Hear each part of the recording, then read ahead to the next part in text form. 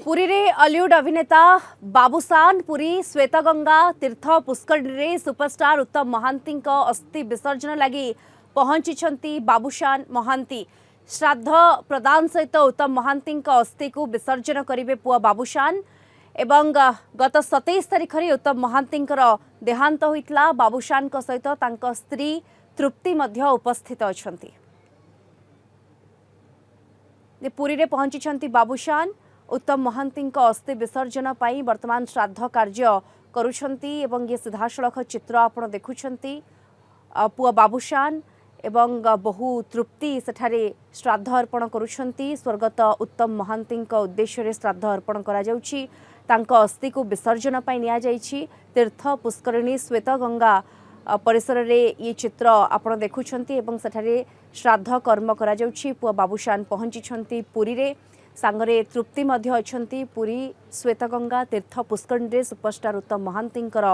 अस्थि विसर्जन लगी पहुंची पुआ बाबूसान श्राद्ध प्रदान सहित उत्तम महांती अस्थि को विसर्जन करेंगे पुआ बाबूसान वर्तमान श्राद्ध कर्म जारी रही एवं गत 27 तारिख में उत्तम महांती देहांत होता। अधिक सूचना आम सहित जोड़ी होती पुरी आम रिपोर्टर पिंटू साहू जोड़ी होती। पिंटू वर्तमान श्राद्ध कर्म चली उत्तम महांती बाबूसान एवं तृप्ति श्राद्ध कर्म करुछंती। देखो दीप्ति ये सीधा सड़क चित्र आप देखिपे पूरी श्वेतगंगा तीर्थ पुष्करिणी दृश्य रही एठारे प्रथमे श्राद्ध प्रदान करा जाउछि एवं परवर्ती समय रे अस्थि विसर्जन करा जिवो। सुपरस्टार उत्तम महांती जो आज कार्यक्रम करा जाउछि एवं विशेषकर जब देखा आपन जानिचंती पुरी रे अनेक तीर्थ पुष्करिणी रही एवं सेति मध्यरु श्वेतगंगा अन्यतम एवं एठारे अनेक भक्त श्रद्धालु माने आसंती दशाह कर्म श्राद्ध बुड़ आदि पकांती एवं यही धार्मिक आधार को आज बाबूसान मध्य आसी पहुंची एवं विशेषकर जदि आमे देखिबा आजिर दिन में तांकर अस्थि विसर्जन सहित आज श्राद्ध प्रदान करुछंती एवं तीर्थ पुष्करिणी श्वेतगंगा निकट में जो सब कार्यक्रम चली सीधासलख भिजुआल देखिपे साथी रे धर्मपत्नी रही एवं विशेषकर जदि आमे देखिबा समस्त जो रही फैंस माने सेमाने आसी एठारे एकत्रित होती एवं विशेषकर जदि आमे देखिबा आज निजे बाबूसान एवं तांको धर्मपत्नी आसिछंती एवं एठारे जो भाव कार्यक्रम जारी होछि आमे सीधासलख आलोचना करबा। आज्ञा कौन वर्तमान विशेष कार्यक्रम रहिबो एवं यार मध्य रे आज की कौन कार्यक्रम करा जाउछि? अस्थि विसर्जन ये प्रक्रिया आरंभ है आज अस्थि विसर्जन यही श्वेतगंगार आरंभ होला तापर आम ये प्रोग्राम अच्छी बारिपदा जीवु बारिपदार श्राद्ध कार्यक्रम अच्छी सेठी ब्राह्मण खाइबे विभिन्न कथा पर बाबू आज हूँ 14 दिन 14 दिन रे मध्य अस्थि विसर्जन प्रक्रिया आरंभ होला कोन कार्य विभिन्न जगह रे केउ जगह अस्थि विसर्जन करा जी त्रिवेणी संगम जीवु आ बनारस जीवु जो जो जगह हमर प्लानिंग हेछि लेखा हेछि हरिद्वार जीवु ऋषिकेश जीवु हां जीवु एथि पई जेहेतु राजधर्म आगो उत्तम महांती थिला बेले भी कहंती जे आगो राजधर्म हमर उत्तम महांती जे कि हॉलीवुड रो सुपरस्टार एवं जने सुपरस्टार निश्चित भावे आपण शुणुले वर्तमान तांको सहित अन्य अभिनेता माने आछंती एवं विशेष करी अन्य स्थान क्लियर कथा कहबा चाहे ए जो लंडा हवा कथाटा लंडा सारा रे माने गोटे चर्चार विषय होछि लंडा हवा कथाटी होछि हमर सिनेमा होछि हम मां कलाकारंकर सिनेमा होछि मां प्रथमे राज्य धर्म तापर होछि पुत्र धर्म एटा हम शास्त्र पंडित मान पचारिछु जेहेतु गोटे सिनेमा शूटिंग रे गोटे सिनेमा शूटिंग बहु बुटु भूत आपण भी इनक्वारी करी जानि परिबे से शूटिंग बहु बुटु भूत केन्दुझर रे शूटिंग चलथिला बापांकर असुस्थ खबर पाई बाबूसान शूटिंग को ऑफ कले ऑफ करी सेठिक आसिले तापर आपण सम्मान समस्त जानिछन दिल्ली गले दिल्ली रे रहिले टोटाली बापांकर सेवा जहा करंती देखिछि बहुत इमोशनाली करुले शेष पर्यंत आज पर्यंत करुँच जेहेतु गोटे सिनेमा सांगे एग्रीमेंट होती जो जो प्रयोजना संस्था मिशीमाशी करुँच तार क्षति बहुत क्षति हम ये जो मुंडर बाल एवं चुट्टी जो दाढ़ी रखिंट भाव ये सीधासलख चित्र आप देखुं वर्तमान विभिन्न प्रकार कर्म चली प्रथमे पूरी श्वेतगंगारे जेभली भावे अस्थि विसर्जन एवं ऋषिकेश हरिद्वार आदि विभिन्न स्थान रे जो रही ଗଙ୍ଗାରେ ମଧ୍ୟ ଏନେଇ ଅସ୍ଥି ବିସର୍ଜନ କରାଯିବ ଏବଂ ସମସ୍ତ ଯେଉଁ କାର୍ଯ୍ୟ ରହିଛି ତାହା ମଧ୍ୟ ଆଜି ଆରମ୍ଭ ହୋଇଛି ଏବଂ ନିଶ୍ଚିତ ଭାବେ କ'ଣ ସମସ୍ତ ଏ ଯେଉଁ କାର୍ଯ୍ୟକ୍ରମ ରହିଛି ତା ନେଇ ମଧ୍ୟ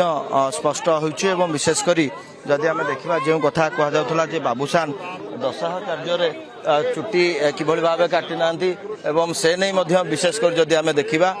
ସେ କାର୍ଯ୍ୟ ବ୍ୟସ୍ତତା ଯୋଗୁଁ ଏହାକୁ ଦର୍ଶାଉଛନ୍ତି। ନିଶ୍ଚିତ ଭାବେ ଏ ସମସ୍ତ ଯେଉଁ କାର୍ଯ୍ୟକ୍ରମ ରହିଛି ତାହା ଆଜି ପୁରୀରୁ ଆରମ୍ଭ ହୋଇଛି ଏବଂ ବିଶେଷ କରି ସମସ୍ତ ଯେଉଁ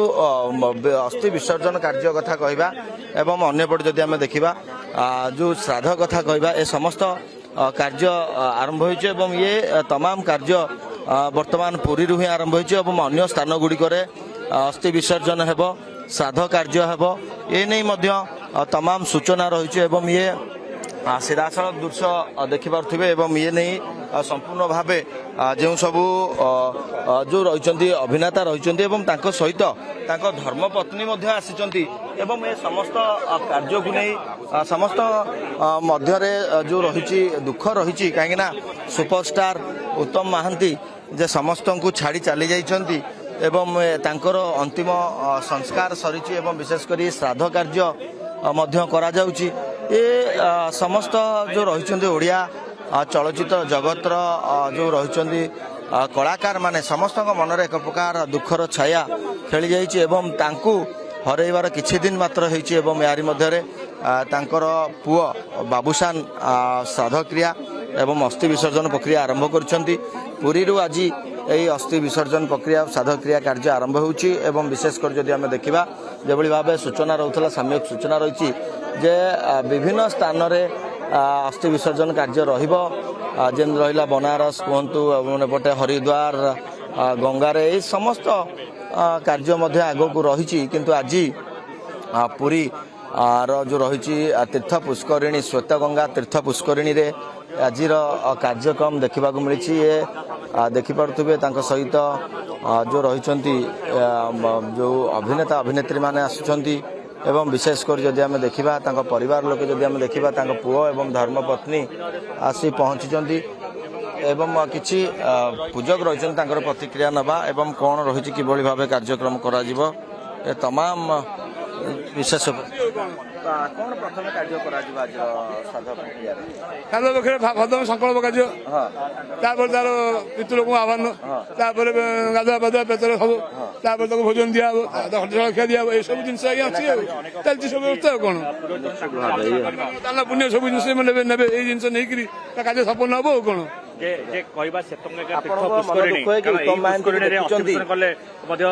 ପିତୃ ଲୋକଙ୍କୁ ମୁକ୍ତି ପ୍ରାପ୍ତି ହେଇଥାଏ, ଏଇଟା ସ୍ୱର୍ଗ,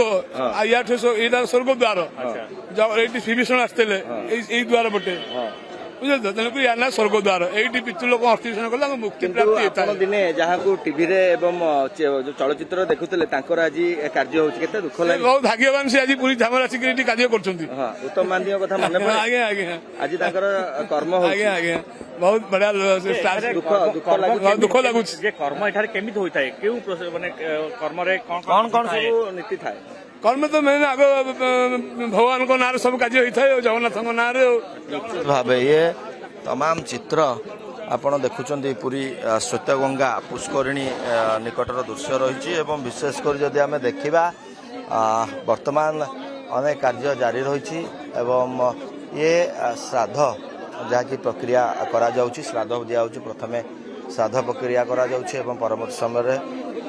ଯେଉଁ ପିଣ୍ଡଦାନ ଏବଂ ଯଦି ଆମେ ଦେଖିବା ଅସ୍ଥି ବିସର୍ଜନ ଏ ସମସ୍ତ କାର୍ଯ୍ୟ କରାଯାଉଛି ଏବଂ ଇଏ